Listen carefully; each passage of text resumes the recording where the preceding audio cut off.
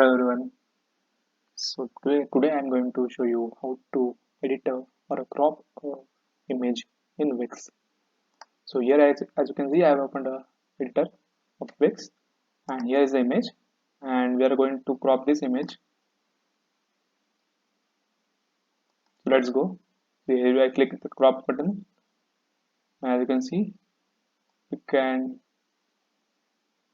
just cut what we exactly want. So let's say now if only we need this car image, so we need to crop it till the car image. So we are coming closer, and yes.